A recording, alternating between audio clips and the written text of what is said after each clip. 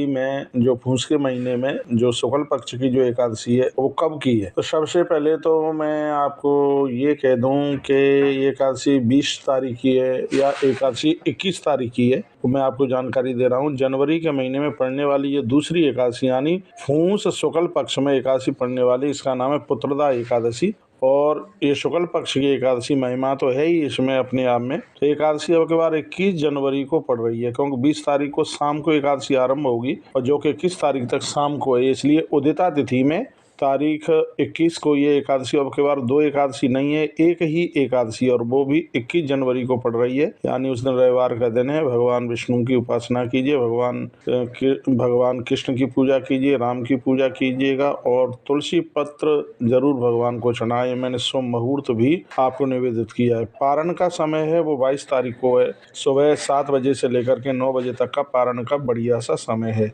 तो पारण की जो तिथि है वो द्वादशी को, यानी सुबह का ही टाइम है, पारण का टाइम है सुबह का। तो उस समय पर ही आप पारण कीजिए। 7 बजे से लेकर के 9 बजे तक का 2 घंटे के बीच का पारण का समय। इसमें भगवान शाल राम को स्नान कराया जाता है और पुत्रदा एकादशी को चंदन भगवान के ऊपर, पीले पुष्प भगवान के ऊपर चढ़ाए जाते हैं, घी का दिया जला करके और विशेष रूप से 108 तुलसी पत्रों से। उस दिन रविवार है इसलिए तुलसी पहले से तोड़ करके रख लीजिएगा। ओम नमो भगवते वासुदेवाय इस मंत्र के द्वारा भगवान का अर्चन कीजिए। और अगली वीडियो में हम आपको पूरी की पूरी व्रत कथा भी सुनाने के लिए जा रहे हैं। एकादशी की महिमा अपने आप में बहुत ज्यादा विशेष है और जो कि मैंने कई बार ये सुनाया है। एकादशी वैष्णवों के लिए 3 दिन में व्रत पूरा होने वाला यह एकादशी का व्रत है। हरि वैष्णव जनों को यह 11 का व्रत करना ही चाहिए। तो एक बार मैं फिर निवेदन कर दूं, 20 तारीख को एकादशी का व्रत करना मत, क्योंकि 20 तारीख की शाम को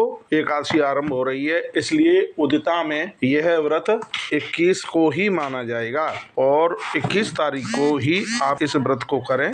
11 की महिमा में बहुत बार मैंने आपको बहुत बड़ी बड़ी वीडियो डाली हैं। और द्वादशी वासरे प्राप्ते च कुर्या जागरणे हरे। और मैं निवेदन करना चाहूँगा कि एकादशी को यदि आप जागरण भी कर लेते हैं तो उसकी बहुत बड़ी महिमा है। एकादश्याम स्यानस्तु विना जागरणम हरे मूकवतिष्ठते यो वै गानम पाठम न वाचरेत्। यदि एकादशी को आप दिन में सो जाते हैं तो मूकवतिष्ठते, ऐसे लोगों को गूंगा और बहरा बन करके ही जन्म लेना पड़ता है। और शास्त्रों की कही हुई बातों को हम बिल्कुल भी झुठला नहीं सकते। 60 वर्ष सहस्राणी श्वेत द्वीपे वसेन्नरा, जो एकादशी का व्रत करते हैं, जागरण करते हैं, वो कई हजारों वर्षों तक भगवत धाम में आनंद लेते हैं। इसलिए एकादशी के समय पर भगवान का जागरण करने से करोड़ों तीर्थों में स्नान करने का फल प्राप्त होता है। शालिग्रामः शिलाग्रे यही प्रकुर्वन्ति प्रजागरम। और भगवान शालराम को सानिध्य मान करके उनको रख करके फिर आप जागरण कीजिएगा।